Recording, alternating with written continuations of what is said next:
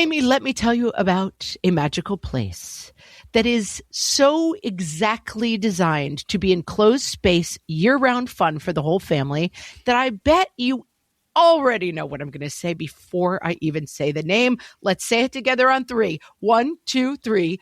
Great Wolf Lodge. You got it, Amy. My kids loved Great Wolf Lodge when we went. You probably already know that it has a huge indoor water park with a wave pool, lazy river, a bunch of massive water slides. But then your pack can hit the other attractions because wait, there's more. Great Wolf Lodge has adventure-packed attractions like Magi Quest, a live-action game kids can play throughout the lodge, plus the Northern Lights Arcade. Spent some quality time there, so your kid who loves the lazy river and your kid who loves fantasy games will both have a great time. Great Wolf Lodge also offers great dining options and complimentary daily events like nightly dance parties, all under one roof. Unpack the car once and you're settled in to have fun. And with 22 lodges across the country, you're always a short drive away from adventure. We've both had such great times at Great Wolf Lodge, so bring your pack together at a lodge near you. Learn more at greatwolf.com and strengthen the pack. Who wants to be a movie star? I certainly don't. What fresh hell? Laughing in the face of motherhood. Never make a major life decision in February. With Margaret Abels and Amy Wilson. Do whatever you want, everybody. A podcast that solves today's parenting dilemmas so you don't have to. Dudes don't have Lycra in their jeans.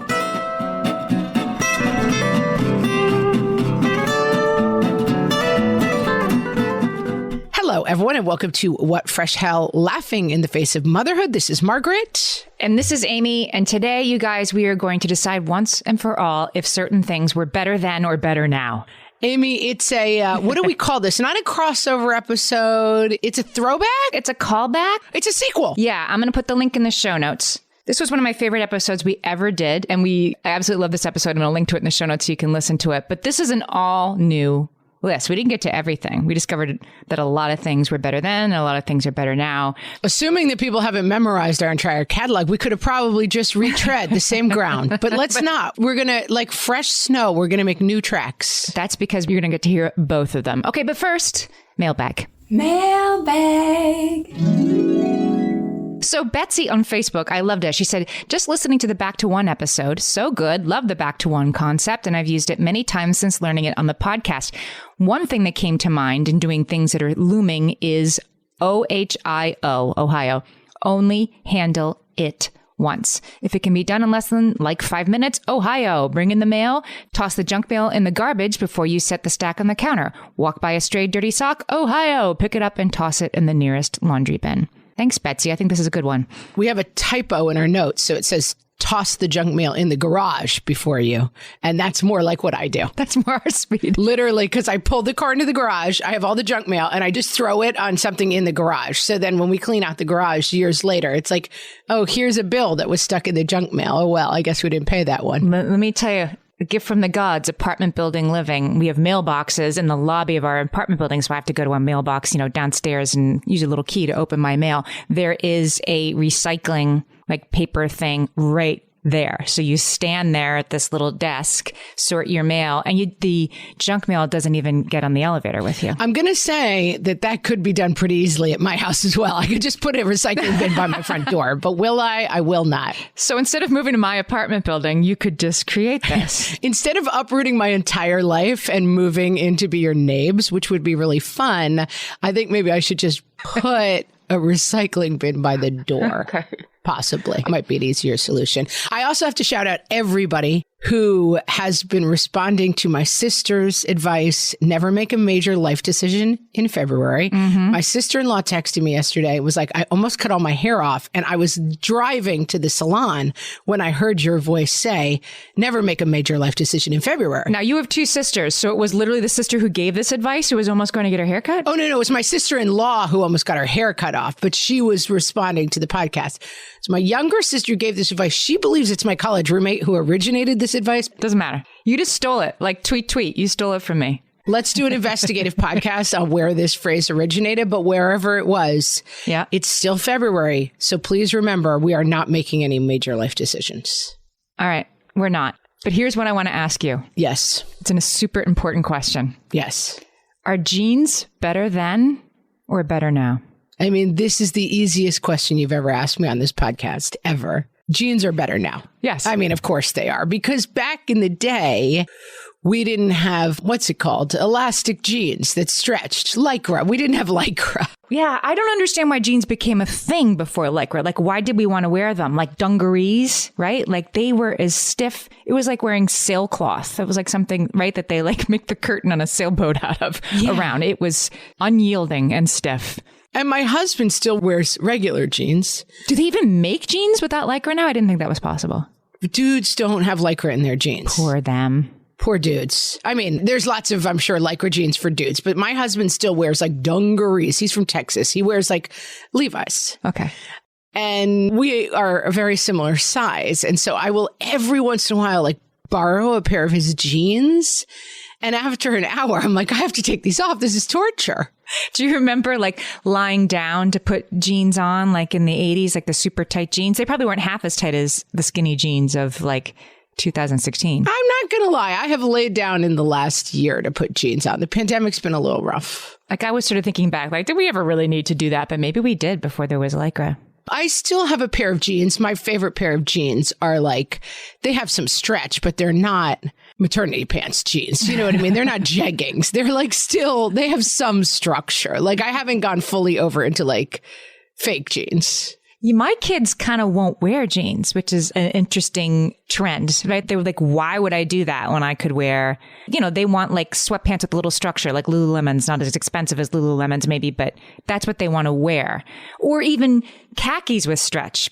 Here's my TED Talk, Amy. Okay. Jeans have been lost to athleisure. Like jeans, especially for women, have been completely replaced by athleisure. But even for like the younger generation, like my kids, none of my kids have jeans and they are somewhat mystified by them. Like we will get a hand-me-down pair of jeans and they come out of the rotation pretty quickly. Like, why would you wear jeans when you've spent your whole life in like athleisure? When there's literally anything else, any other pants you could wear. My college student, he doesn't own a pair of jeans. If he goes out on the weekend, he wears like khakis with a little bit of stretch because he thinks they're like way more comfortable and softer. And why would you, you know, what kind of sad sack wears jeans? And my daughter wears jeans. Jeans may be a dying industry. My daughter is a teenager and she's wearing the jeans that are popular right now with the hole over the knee that is so great. Like right now we're swung in the direction of there's only enough denim to hold the holes together. You know what I mean? They're like a spider web she's wearing. They're just like tiny bits of frayed denim. Well, that is the new thing, right? Like the cheese grater jeans. Yeah. Those are not better now. They were a thing when we were young, like ripped at the knees, but now they're ripped like up by the pockets. They're ripped on the thighs. That's a different look. Exactly. There's a thigh rip, there's a tiny strip, there's a knee rip, and then I suppose there's some sort of closure at the bottom, which makes them pants and not shorts. And I was talking about this in some other context. You never think you're the person who's going to get old, and then you find yourself like, did you pay extra for those holes in your jeans? And you're like, uh-oh, I'm my granddaddy. Uh-oh, when did that happen? When did I become Mima? Couldn't afford a pair of jeans that weren't ripped? Yeah, I'm here for that material. It happens. I'd laugh if I was there. And listen, you got to just accept and embrace what's really happening. And what's really happening is, you know, you're now the old person who makes corny jokes. This is one that's been on my mind recently. Valentine's Day. I'm talking about like school Valentine's Day. Better then. Don't you think the expectations have gotten way out of whack in like since my kids have been little? Well, two things. Yes. One, the expectations. I feel like Valentine's were a big thing. I think the big thing with Valentine's Day is that, and I want to say that I completely support this choice, and I think it's a great idea, but when Valentine's Day went food free, it's food free at our schools. What? Yeah. Yeah, that's my gripe. That's my beef I have with Valentine's Day. I also think that people shouldn't be feeding other people's kids food at school. People have allergies. There's a lot of stuff going on. Why set up a situation where there's a kid in the corner who gets nothing? There was a phase where people were like taking pictures of their kids and they would have like a lollipop in their hand and then you would put the lollipop in the cart. It was a whole thing. Right. Valentines involve crafting. Here's an easy tip if you have little kids and that you're supposed to be making handmade Valentines. I used to take the like finger paintings that came home from school by the fistful from, preschool. I'd save those for a couple of weeks of a stack of those and I just would cut hearts out of the finger painting and write, love my son's name on the back and hand them out. That took 5 minutes and it was free. But this whole I have to print out my kid and then use an Etsy template and then special order the chocolate lollipops. Okay. Let me give you an even easier tip. I buy a box of the Spider-Man, a box of the Star Wars, and a box of the Hello Pony. That's it. That stuff's like $14.99 now. Like a box, enough Valentine's for the class is annoyingly expensive. Oh, yeah. I mean, the ones, you can get them at the dollar store. I get the junkiest possible ones. It is something that I do not like in this world, which is the great exchange of crap. But I'm just like path of least resistance. You know what else we do? We go to the pizzeria, we get a heart-shaped pizza. Maybe Valentine's Day is better now only because back then I was in charge of my own Valentine's, right? I spend my own hard-earned chores orders at McNeilis's pharmacy and got my box of Valentine's. And I did it myself. Good Lord. Did you grow up on a hardscrabble farm in the barren plains? I walked the 3 blocks to the pharmacy. I mean, I was on my own. My mom was not worrying about did I have enough cake pops for Jacob? You know what I mean? I just, I was on my own. That phrase never crossed Nancy Wilson's lips. Does Amy have enough cake pops for Jacob? More power to her. It was more cutthroat. I really hoped that Rob Kleeman was going to give me a Valentine and maybe he would and maybe he wouldn't. You could make your allegiances known when it was kid run in a way that was maybe not always kind, but now it's all too much. That's right. Well, first of all, you have to give one to everybody now, which is better. Right. That wasn't a rule back then. Do whatever you want, everybody. No, it was a free for all. I thought that the Snoopy Valentine's Day cards that say I love hugs or whatever on them were the height of amazingness. So I would nag my mom to take me. We lived in car culture, so I couldn't walk to the corner store. I would nag my mom to take me to the CVS and we would get them, probably Finch's Drug back in the day. And I would get Valentine's. And I believe she would pick up the check for those. I did find it really exciting and thrilling, but Valentine's Day is a waste of time then and now. On that, we can fervently agree. The other thing that I have to say that we have not yet acknowledged, but it is important. As we talk about better then or better now, we recorded part 1 of this episode pre-pandemic. We had no idea what was coming at us. Oh, that's true. So it's kind of better then, better now, or better in the before times from now. You know what I mean? Because there are definitely things Valentine's Day. There's no party. There's no class party. It's everything's still kind of shut down at my kid's school. And so I think we were still on Zoom last year. We didn't even do Valentine's stuff last year. This year, I'll probably get, box of crap again and let my kid fill them out. And even now, when you go to CVS, there's an Etsyr version. People have caught on that people want them fancier. So there's the plastic box of Wonder Woman, little folding things that don't quite rip off. But even now at the drugstores, there's a fancier version. Exactly. Everyone's caught on that. People like it fancy. I mean, they like it fancy. I like the idea that it has to be better then, better now, or better in the before times. Just to circle back to the jeans, because I think it's important that we nail this down. Yes, the before times from now. Yes. Right. And the before times now, because now we're jeans. I'm just going to wear pajama pants all the time. And jeans feel like a hardship in a way that they didn't 2 years ago. All right, let's take a break, Amy, and we will come back and talk about better then or better now in all the times. Hellions, it's time for some spring cleaning, and I don't just mean the coat closets. Doing your financial spring cleaning can actually be super easy when you let Monarch do your financial spring cleaning for you. One dashboard that gets your entire financial life organized. No more clutter, no more mess, no more logins scattered everywhere, just accounts, investments, property, and more, all in one place. Get your first year of Monarch for half off, just $50 with promo code FRESH. Monarch allows you to look not only at what you've already spent, but also to plan for the future. With Monarch, you can set savings goals, plan for big purchases, and notice spending trends before they become a problem. I can generate cash flow reports that show me what we spent this quarter, this month, what we're probably going to spend next month, and feel prepared, organized, and knowing how to plan for the future. No more surprises and a lot more clarity. Try Monarch. Use code FRESH at monarch.com to get your first year half off at just $50. That's 50% off your first year at monarch.com with code FRESH. My favorite skincare products actually feel more like self-care, like they're so nice to put on and they smell so good that I'm actually happy when I get to that part of my day. And I swear that is how I feel about Osea's anti-aging body balm. Amy, you are usually the lotions and potions queen on this podcast, but I have to say, hard agree. Osea's anti-aging body balm is a liquid silk body balm that combines the lasting hydration of a lotion with the firming power of a serum, leaving skin smoother and firmer. This body balm is clinically tested and designed to deliver visible results you can see and feel. So we've gotten to use this product for a couple of months now, and I swear I have really noticed firmer and smoother skin, like on the back of my hands. It's like getting a mini spa treatment from head to toe. Get a spring-worthy glow with clean, clinically tested skincare from Osea. And right now, we have a special discount just for our listeners. Get 10% off your first order site-wide with code FRESH at OseaMalibu.com. That's 10% off your first order with code FRESH at OSEAMalibu.com. You know that thing where you get an amazing pair of shoes at a really great price and want to tell everyone about it? Yeah, so do we. Here at Designer Shoe Warehouse, we'll give you something to brag about, like the latest styles from brands you love, or the trends everyone's obsessing over, or shoes that make you feel like, well, you. So go ahead, show off a little.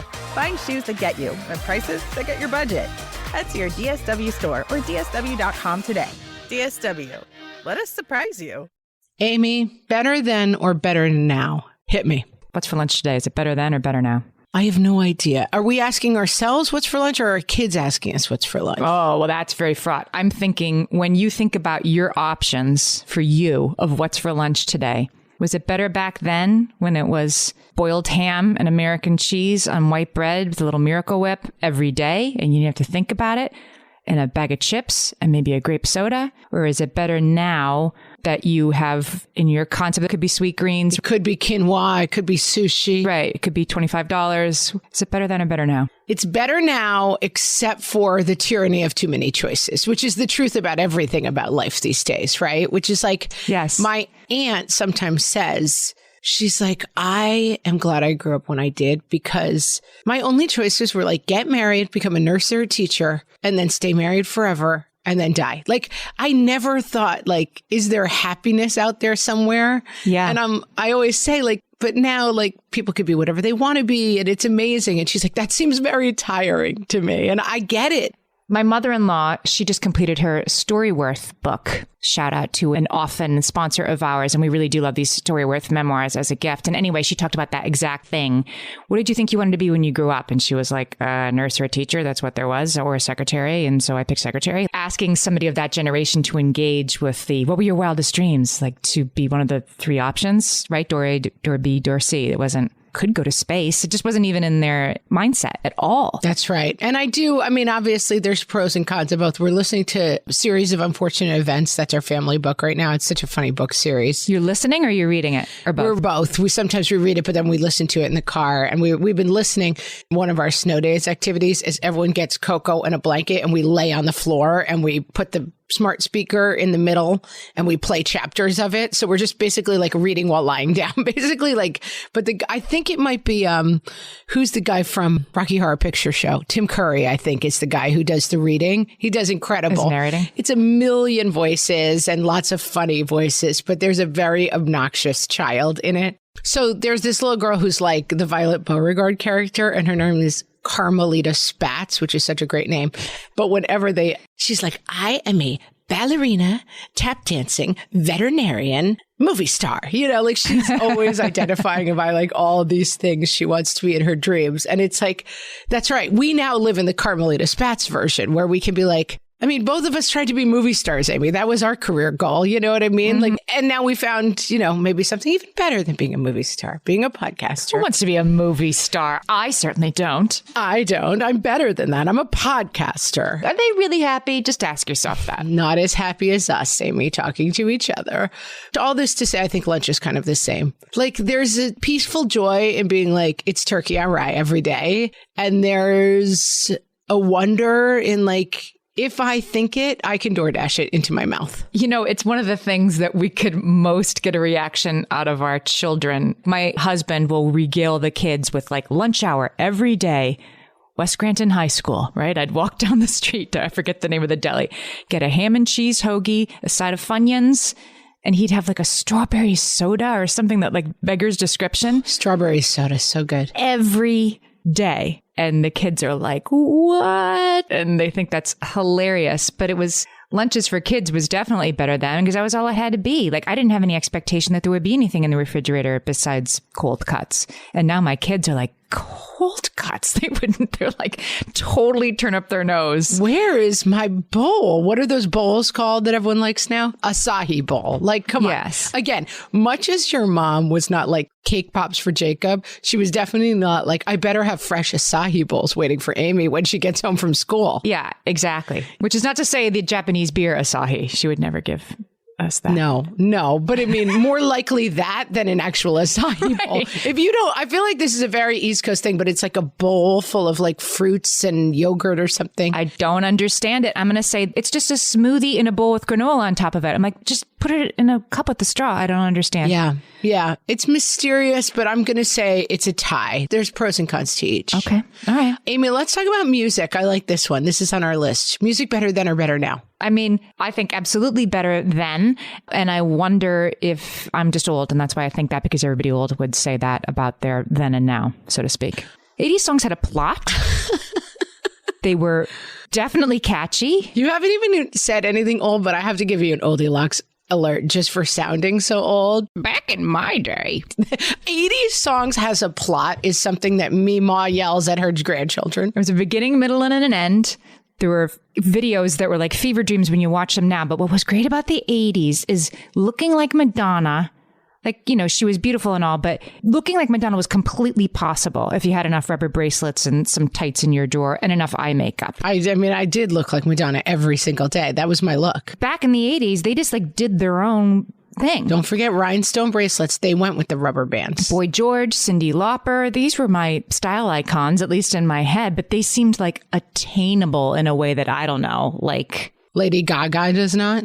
Yeah, you're not going to wear a meat dress. Or like, I'm trying to think of like who just like their bodies are so gorgeous, but also like improbable. Like I could never look like that. Like Lil' Kim is not like, sure, I could throw something together with what I have in my closet. Yeah. I'm going to say, again, how we define this makes a big difference. Okay. One of the biggest, like, back in my day, kids, you'll never understand. Like the fact that I can think of any song in the world. I was just in the car with a group of kids. And of course, they were like, can you play We Don't Talk About Bruno? And I said out loud, play We Don't Talk About Bruno.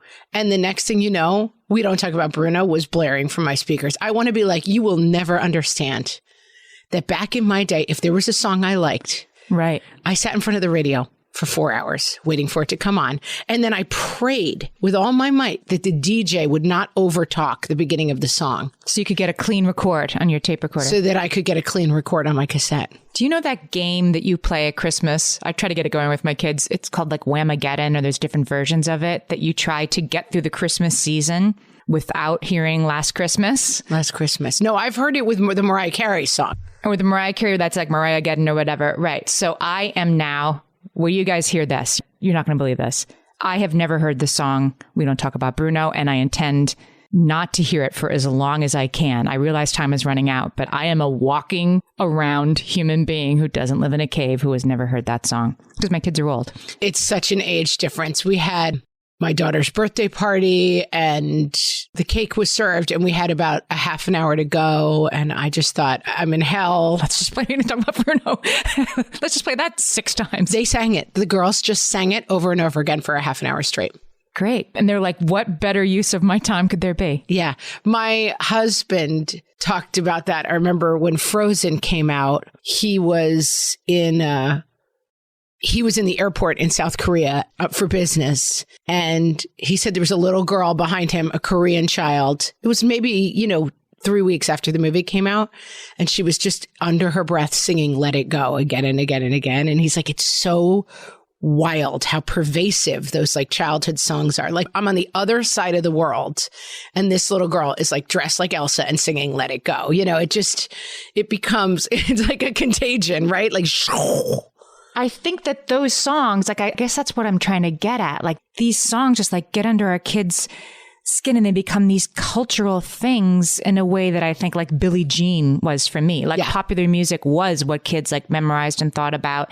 And now I feel like there has to be this layer of like Pixar songs that are catchy, that have a plot, that are accessible, or what we share and sing over and over. And I think that's good. Like, I think there was a lot of talk when the internet and streaming and stuff came along that it was going to become like, oh, there's no more communal experience, right? Like, people would always talk about that. Like, oh, well, people aren't going to the movies and sitting together and people aren't having these communal experiences. But there must be something very fundamental about that, because I'm telling you, if I walked by the recess at my kid's school and just said it was my wedding day, right, 400 kids would break out into song. You know what I mean? Like, we don't talk about Bruno is just deep for them. So I also keep waiting a little bit for the old person thing of like, I cannot relate to this music at all.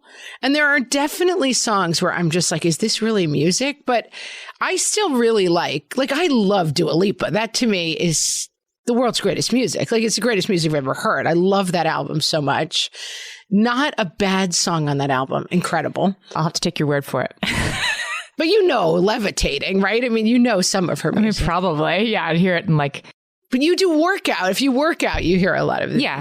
If you're on a Peloton or whatever, you hear it. They play songs. I often I remember talking to my parents at some point. My parents were born in the 1930s. And I remember being like, what was like a hit song when you were a kid, And my dad was telling me that it was this song. I'm going to link to it in the show notes because it blew my mind. Stranger in Paradise is what it was called. It's a guy and he's like, look at me, I'm a stranger in paradise. Like, it's like an operatic. Yeah. And I'm like, no, but what was like a hit song? And it was like, no, this was the biggest song when I was 14 years old. And I just think to go from that to like WAP. I mean, God bless you. Yeah. That's quite a span. But our kids will have to explain to their kids how We Don't Talk About Bruno was the most important thing in their lives for, about 6 months in 2022. And our kids will be like, what? Yes. Although I will say that musical theater and animation is slightly exempt because it's like, hi ho, hi ho. You're going to watch these movies and know these songs. Yes. The Four Aces and Eddie Calvert both did versions of Stranger in Paradise. Go ahead and Google that for yourself. It was, you know what, though? As I look it up, Amy, it was from the musical Kismet. So I think that back in the day, I think when my parents were younger, like Broadway songs were big. Yes.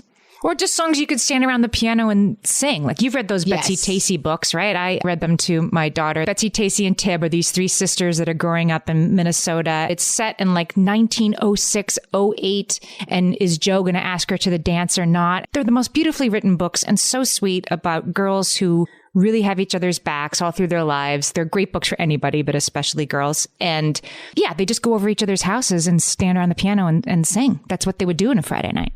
At least in the, fictional world of Betsy, Tacy, and Tib. When there's literally there's no screens, there's no entertainment. You are the entertainment, singing My Wild Irish Rose. But we grew up, my parents had a friend who was, I think he probably played on Broadway because he lived outside the city, but he was a professional pianist. And they would have that party even when we were growing up. Like, a pianist would come and they would all sit around and sing show tunes. So fun. Yeah, super fun. And I do think it's fun. My husband always tells the story of his grandmother who came to Texas on a covered wagon and lived to see a man walk on the moon. Like, it's amazing when you see these long lives. Like, Amy, things change. But are they better then or better now? We're going to decide after this break. All my kids learned to swim when they were little. It was super important to me that they be confident and safe in the water. There was only one problem with that: taking them to swim lessons. I mean, the pools were freezing. There were always cranky adults doing laps right there. And it was definitely not, for any of us, what you would call fun. Amy, heard. But now there's Goldfish Swim School. Goldfish takes a really thoughtful approach to swim lessons, combining research-based teaching with a warm, kid-friendly environment that actually helps kids thrive in the water. Every detail at Goldfish is thoughtfully designed to create a golden experience, from shiver-free, warm indoor pools to comfy waiting areas for parents to professionally trained lifeguards on deck. Goldfish uses an approach called the science of swim play, which combines guided play with proven teaching techniques to help kids learn to swim, build water safety skills, and gain confidence all at their own pace. Lessons are designed to meet kids exactly where they're at. If you've been thinking about swim lessons or just wondering where to start, this is a great opportunity. Right now, Goldfish Swim School is offering a waived membership plus your child's first lesson free at participating locations. Just visit goldfishswimschool.com/free to find a location near you and enroll using promo code FREE. That's goldfishswimschool.com/free, promo code FREE. Amy, when I'm having a good hair day, it usually makes my whole day better. And that's why on every day, I'm taking Nutrafol. Nutrafol is the #1 dermatologist-recommended hair growth supplement brand. And it's the #1 hair growth supplement brand personally used by dermatologists. Nutrafol's hair growth supplements are peer-reviewed, NSF certified for sport, and clinically tested. Nutrafol offers multiple formulas for men and women, tailored to different life stages and lifestyle factors, so you get support that's actually right for you. Adding Nutrafol to your daily routine is easy. Order online, no prescription needed, with automated deliveries and free shipping to keep you on track. Let your hair be one less thing to worry about. See visibly thicker, stronger, faster-growing hair in 3 to 6 months with Nutrafol. For a limited time, Nutrafol is offering our listeners $10 off your first month subscription and free shipping when you visit Nutrafol.com and enter promo code LAUGHING. That's Nutrafol.com, spelled Nutrafol.com, promo code LAUGHING. Okay, today on the podcast, we're talking about whether things were better then or if they're better now. So I figured we'd talk to some people from now to see what they think. Do you think things were better back in Mom's day or now? I think they were better now. Why? Because back in the days, you had to ride like horses and you had to like get new ones when it died. Do you think that Mom rode horses when she was young? Yeah. I never had a horse in my life. Oh, my bad. But I didn't have video games when I was young. Yeah, so that's the problem. What else was different back in Mom's day? You didn't have good food like right now. Like, what's good food that I didn't have? I had Twinkies, dude. Did you have like pizza? I mean, I definitely had pizza. It wasn't that long ago. What do you think was different back in Mom's day? There were no buses and you had to walk everywhere. I mean, we had buses. How old do you think Mom is? 40-something. Do you know when I was your age, there weren't even such things as computers? Yeah, I did. What do you think you would have done back in the day if you didn't have video games and TV? Biking, skateboarding, playing outside. I mean, that sounds kind of better than video games, doesn't it? Sort of. Thank you for talking to me about the olden times. You're welcome, Mom. Okay, so I got one for you. Okay, hit me. Cleaning the house.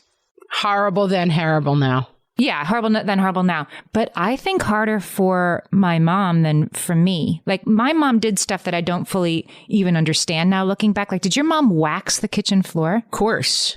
We had a waxer. You'd come home from school and it's like, don't go to the kitchen, I wax the floor. But it would be like once a month, she waxed the floor. And what was that? And why don't we have to do that anymore? Like, was that always optional? That's a great question. Again, it's amazing what just falls out of your memory because, yes, we had a floor waxer. And as we got older, one of us was in charge of waxing the floor. And yes, there were great consequences for walking across the... I believe you wax linoleum tile, I think. What's the kind of almost more rubbery? Is that linoleum? It was like almost like a rubber floor, but with like a... Yeah. It was like contact paper flooring, kind of. Yes. It only looked like it was in, pieces. It wasn't actually tile. It was tile-looking floor wallpaper, basically. Yeah, what happened to that? And that had to be waxed so it didn't tear? I don't know. I should have brought research. Yeah, Amy, really, where's your floor waxing research? I thought you could tell me. I was thinking the other day that my daughter takes after her mother in that she is extremely messy. And I went down, I asked her to clean her room the other day, which she did. But then I went down to the laundry room 2 days ago and we made a mistake of buying her a giant. It's like this IKEA, probably people have it. It's like a silver circular laundry hamper that they sell at IKEA. The problem with it is it holds approximately 76 loads of laundry. And she's little, so it's like the tiny girl clothes. So Everything she owns. Yeah. I will say, Amy recently gave me some beautiful hand-me-downs from her daughter, and my daughter fell in love with them. I entrusted her to go upstairs and put them away. And then when I found said laundry basket, Amy, you'll be glad to know that your carefully folded clothes were in the laundry basket. Like, she's never put them on. No. I'm like, I recognize these Amy Wilson creases. These have never been worn. These are Amy's daughter's clothes. And what are they doing in the laundry? Very gently worn, neatly folded. And well, because she had to clean them up. So like, okay, I'll put them in my 70-pound hamper. Problem solved. But what I basically realize is like every solution creates more problems. There's some economic principle that sums this up that I cannot quote at this moment, like the floor waxer. This is research for another day. Basically, that a lot of problems just create new problems. And the problem with the wash, like when you had a wringer, you know, one of those like washboards, you had two shirts and you wore the clean one and then you washed the dirty one and then you switched, you know? Yes. The disadvantage is that you're banging clothes against the rocks in the river. But the advantage is that you don't have 7,600 shirts that have to be laundered and folded every day. The other thing that was way worse then and better now is the laundry. Like, I'm thinking about it, that nothing had Lycra in it meant that everything was really wrinkly. I mean, my mom, I remember her with the spray starch and the ironing board, like ironing like jeans, you know? That spray starch. I don't iron anything. I had the iron out the other day because I actually washed my bedroom curtains. We had taken them off and used them to like hide something at a party and they had dragged on the floor. I would never wash my bedroom curtains. I'm not insane. But I had because we had used them for another purpose. They came out so wrinkly that, I mean, I actually went to hang them up and it looked comical. Like they were like practically in a ball hanging from the rod. And so I got the iron out and my kids were like, what does an iron do? Like I realized they have never seen me iron before, ever. Wow. And how'd it go? And it's just a new world. Like, oh, it went terribly. I got halfway through it and I was like, this is nonsense. And I just hung it up really, really wrinkly. That's what I was thinking. It would take 2 hours and it would still not look good. It looks horrible. I'll try to take a picture of it. It's ridiculous. It's like the wrinkliest curtain. But I'm like, this is how we live now. That's the thing. This can't be fixed. The story is worth telling. When I first met my husband, which was a long time ago, I had a very kooky friend who, like the first time she ever met him, very merrily lifted up her shirt to show us an iron mark like on her stomach. She had tried to iron a shirt while wearing it. And she branded herself with an iron. Oh, while wearing it? Yeah. Like, I'm late, but it's wrinkly, so let me iron the shirt. And she burned herself with an iron, and like, not a full outline of the iron, like a Bugs Bunny cartoon or something, but pretty much. And my husband, like, that stayed with him. Once in a while, he'd be like, I'll tell a story about, you know, something that happened 20 years ago. And he'd be like, was that the one who ironed herself? Like, it just is really a seminal moment in his life. I've done it. I've gotten a line across my stomach. Definitely had an iron-related injury on my stomach, but it was not, I don't think it was the full imprint. This brings me to hair better now. I mean, the amount of curling iron burns that I incurred before the age of 18 is many. Hair is better now. Hair is better now. Way better now. It looks better. It makes more sense. I mean, I was talking to a friend the other day who's thinking about going back to work, and he's like, I can never wear a tie again. Once you break with a tie, you're just like, why would I wrap a piece of fabric around my neck to signify that I am rich and professional? Like, it's just tight. Like, why would I knot something at my throat to be like, see how wealthy and smart I am? Like, and it's funny that when you break with stuff, but I mean, back in the day, although I will say I was really into my hair and I loved. Did you have a crimping iron? I suppose. I mean, I had literally every sort of, you know, springy, curly. Crimping iron. If you are a young, let me tell you. Again, this is just, you're going to have to do some Googling after this episode. Google crimping iron. It was like a set of triangles all in a row, and you would smush your hair into it, and it made your hair like a repeating Z. Like a zigzag. Yeah, a zigzag style. Uh-huh. I mean, I thought I was it. And then there was you didn't run your fingers through it. You didn't curl it and kind of pull it back out with your fingers like you do now to give it any sort of, you know, looseness or randomness. Tight structure. Do you think, I'm just thinking about this, I have a daughter who's very into self-expression, but very individual in the way that she expresses herself. her style. She's into having style, but then her style is quite wacky. Do you think there was definitely, I remember a year of my life where every single girl in the class wore almost a uniform. There were like 4 things. And one of them was Benetton made a rugby shirt that said Benetton across it. Yes. You would wear that with tight Guess jeans that zippered at the bottom. I mean, we might as well have had a school uniform for how many people wore that to school. An absolutely enormous top that yes, a linebacker, it would be big on. And then the tight jeans, you had a zipper at the ankle, right? In order to get them over your foot. Yes. Keep them as tight as humanly possible. Your foot was too big. That's right. Because your foot was way too big to that's right. I don't know. Have kids am I just out of it, or have kids become more individualized than that? I could not tell you also my daughter's in 4th grade. So it's definitely possible that in 7th grade, there's stuff going on. I know that store Justice, kids are really into. It was for a while, it was really. Are they still into that? Yeah. Maybe it was a couple of years ago, but I remember it's shiny coats and shiny bags and shiny backpacks. Sparkle. I'll tell you what, your kids are into Justice until they're not into Justice. Well, that's everything, right? Right. The whiplash from, no, I only wear this sort of thing now, to, what are you talking about? I would never wear something like that. Oh my God. I was always the kid who was way behind the curve. I was I would save up my money because those Benetton shirts, even back in the day, were $85. You're right. The Benetton rugby shirt. And I would save up my money for months. And then by the time I got it, it'd be what kind of loser wears that Benetton rugby shirt? I was always way behind the curve. Oh, yeah. Couldn't win for losing. I think individual expression might be better now. I think it's uncool based on what my kids wear. You don't wear a brand name across your chest in quite the same way. It's going to sneak around. My daughter goes to a sleepaway camp in the summertime where they have a uniform for during the day, which sounds strict, but it's actually terrific. It says you have to wear green shorts and you have to wear a white t-shirt. It doesn't have to be their white, but that's it. Everybody's wearing green shorts, white t-shirts. That's all these girls can wear. And so it just takes so much pressure off, wearing a Benetton rugby. Who cares? So I just was what a wonderful wonderland where you're free of worrying about labels and things. No, pajamas. She just told me last week that what pajamas you have at this camp have taken on an earth-shattering importance. Yeah, that's the thing. It's so pervasive. And I think that's right. I think maybe my older ones are boys and they don't care. I mean, my son wears a Star Wars t-shirt and pants every day. All right, let's wrap it with I think I know the answer to this one, but I'm going to let you tell me. Halloween costumes, were they better then or better now?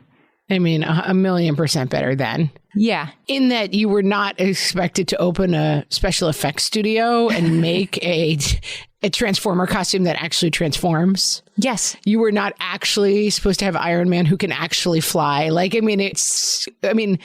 This has been discussed ad nauseum and become kind of a thing, but I will just briefly describe for any of the youngs who don't know. You went to Woolworths, which doesn't exist anymore, sometimes called the Five and Dime. Now it's the dollar store, I suppose. So it would be, yeah. Yeah. You bought a box, and in that box was a plastic mask. P.S. There were 4 kinds. There were 4 boxes on the shelf, right? There weren't 50. I will say our Woolworths had 400 boxes, but there's really only 4 molds of the face. Okay. So if it had yellow hair, it was Luke Skywalker. If it had black hair, it was the $6 Million Man. Scooby-Doo or a Smurf, same weird rounded nose mold. Yeah, Scooby-Doo painted blue was a Smurf. It was not, you were not getting, these were not Madame Tussauds crafted. It was a plastic disc that vaguely represented the face. Which is why you also needed to wear a weird lobster bib kind of thing that said the name of what you were across it. You had to wear a Barbie mask and then also wear a plastic thing that said Barbie on it because you really couldn't tell from the mask what you were supposed to be. Google this, please, if you have not experienced it. That's right. So you would have a Wonder Woman mask, a plastic, basically dinner plate that you would have fixed to your face. Really hot. With black hair and a crown and red lips. And then your own eyes and lips. You'd sweat underneath it. That's right. The lips had a tiny little air hole in them, way too small to breathe. And then you would have picture a kitchen apron, but it was made of plastic and it had the Wonder Woman logo on it. So it was not her outfit. It wasn't a bra and pants. It was just the Wonder Woman logo. And again, mass hysteria. We were all this seems reasonable. Mm-hmm. But it was all there was. And we weren't worrying about in July special ordering the wig that will make you look exactly like Coraline or whatever. It just, there was what there was. My mom, I've said before on the podcast, everyone has like one thing. This is the way to stay sane as a mom. You're like, I'm not going to be like great at costumes and Christmas and birthday cake. Pick your one thing. Mine is birthday cakes. My mom's was Halloween costumes. She was a good sewer. So she handmade all of our Halloween costumes and she worked on them for 2 or 3 months. So you had to get her your order in August. They were incredible. What was your best Halloween costume ever? Statue of Liberty. I'll see if I can find a picture of it because it was incredible. She hand dyed sheets. She like studied. She had in front of her sewing machine a picture of the Statue of Liberty. She worked on it for months. It was incredible. That's so cool. And of course I was like, thanks. You know, of course I wasn't like, oh my God, thanks so much, Mom. You're amazing. I was peanut M&Ms, but I did it myself with like a dishwasher box and many, many sheets of yellow construction paper. I was peanut and my friend Gina was plain. I mean, that's fun. That's fun. And again, I mean, it was more on the kids. It was more on you. Yeah, yeah. But I, of course, craved I kind of wanted a Wonder Woman plastic mask and an apron because that's what everybody else had, you know? Yes. Having what everybody else had was so easy, though. It was just the same drugstore thing. You could be Scooby-Doo or you could be Wonder Woman, but it wasn't like you could have a Transformer costume that actually transformed. Yeah, and then you would go to school and all the Scooby-Doos would run up to each other. You're right. In any given class, there were 6 or 7 Wonder Womans. That's right. Yeah. And you would all kind of like meet each other excited that you were the same thing. My son went as, you know, the inflatable T-Rex costume that, you know, you kind of see everywhere. He went as that one year and he loves dinosaurs and he's really into like being the center of attention. So it was a perfect costume for him. Our town is very Halloween-y and there's one street where there's like thousands of kids all running around. And it was really cute because there was 1 million T-Rexes that year and they kept finding each other and like running into the center and like dancing and stuff. We have a lot of pictures of them all together. It was adorable. Yeah, I think it was better then though. It was a simpler time, Amy. And now I will say I don't make any Halloween costumes. And so we go to Party City and we're like, we'll take a number 72, a number 2. It's not that different from Woolworths. It's just that the costumes are much better. Right. And more expensive. Yes. And much, much more expensive. I think it's a draw. I think in conclusion, some things were better then and some things were better now and most things were better in the right before now than in the now. But we're going to turn this around. I think the only thing we've truly decided today, Amy, is that we are in fact getting quite old. I believe that is the only thing we've solved today. QED. Proved. Not solved, proved. No, proved for today. Hey, we want to get some new merch in our merch store. Our listeners always have the best ideas. And so we want you guys to go to Facebook, facebook.com/whatfreshhellcast. We're going to have a post up there saying, what do you think should go on our merch next? We want you to tell us what you want on a sticker, a sweatshirt, I don't know, a mug. And we're going to take some of your favorites and actually make merch out of them. So come join us there and tell us what you think. And don't forget to go to bit.ly/whatfreshmerch to see what's already there. To peruse our wares. Peruse the wares and then make your own suggestions. Yeah. So that our merch store, Amy, I'm going to wrap it up, can be better now. Awesome. We'll talk to you next week. Have a good week, everyone. We'll talk to you next time. So long.